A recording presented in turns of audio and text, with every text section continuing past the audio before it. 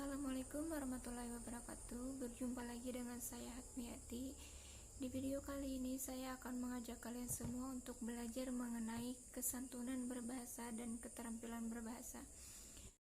Video ini saya buat yang mana sebelumnya untuk memenuhi final test bahasa Indonesia, yang mana juga sebelumnya telah dijelaskan oleh ibu dosen kami, Ibu Hayatul Mursyidah. Yang pertama yaitu mengenai kesantunan linguistik. Apa itu kesantunan linguistik? Kesantunan linguistik adalah kesantunan yang dinilai dari segi bahasanya. Kesantunan linguistik juga memiliki 4 faktor penentu. Yang pertama, panjang pendeknya sebuah turunan. Semakin panjang turunan, maka semakin santun. Semakin pendek turunan, maka semakin tidak santun.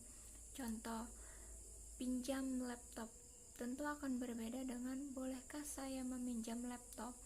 Dan yang kedua ada faktor urutan. Faktor urutan kalimat ini juga sangat mempengaruhi. Jika kalimat perintah diletakkan di awal, maka akan terkesan tidak santun. Dan jika kalimat perintah diletakkan di akhir, maka akan terkesan tidak santun. Contoh, kita mengambil letaknya itu di awal. Segera buang sampah ini karena Pak Lurah ingin rapat. Tentu akan berbeda dengan kalimat perintah yang akan kita letakkan di akhir. Pak Lurah hari ini akan rapat, segera buang sampah ini. Kemudian yang ketiga ada intonasi dan isyarat-isyarat kinesik. Tentunya di saat kita berbicara atau bertutur kata, intonasi sangat mempengaruhi kesantunan kita. Tinggi atau rendahnya intonasi, menekankan atau tidaknya intonasi kita sangat mempengaruhi. Kemudian tadi ada yang disebutkan isyarat-isyarat kinesik. Jadi isyarat-isyarat kinesik adalah mimik wajah kita, ekspresi wajah kita, dan bahasa tubuh kita. Itu juga sangat menentukan kesantunan kita. Dan yang keempat juga ada pemakaian ungkapan penanda kesantunan. Contoh seperti tolong, mohon, bolehkah, dan lain sebagainya. Kemudian kita berlanjut kepada kesantunan pragmatik. Kesantunan pragmatik ini dinilai makna dari sebuah turunan. Kita akan membahas kesantunan pragmatik kalimat perintah. Nah, jadi kesantunan pragmatik kalimat perintah ini dituturkan melalui kalimat pernyataan atau pertanyaan. Jadi sebenarnya isinya itu kita akan memerintahkan kepada orang lain, tetapi kita kemas secantik mungkin menggunakan kalimat deskripsi atau kalimat pernyataan. Dan bisa juga disebut dengan interrogatif. Contoh, sebenarnya saya ingin menyuruh kalian atau memerintahkan kalian, tetapi saya kemas secantik mungkin atau sesantun mungkin dengan menggunakan kalimat deskriptif atau pernyataan. Contoh, ketika seorang dosen berkata, papan tulis ini kotor sekali, di mana saya akan menulis. Nah, tentu kalian sebagai mahasiswa ketika mendengar dosen kalian bertanya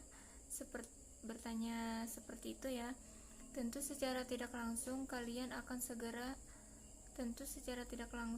kalian akan melakukan tindakan seperti menghapus papan tulis tersebut. Artinya, saya berhasil memerintahkan kalian secara tidak langsung, yang mana saya kemas dengan kalimat deskriptif atau berupa pernyataan. Kemudian itu ada contoh ketika saya ingin memerintahkan kalian menggunakan kata interrogatif atau pertanyaan. Papan tulis ini kotor sekali, siapa yang piket hari ini? Mendengar pernyataan seperti itu, sebagai mahasiswa kita akan segera menghapus papan tulis tersebut. Meskipun saya mengemasnya hanya menggunakan kata pertanyaan. Siapakah yang piket hari ini?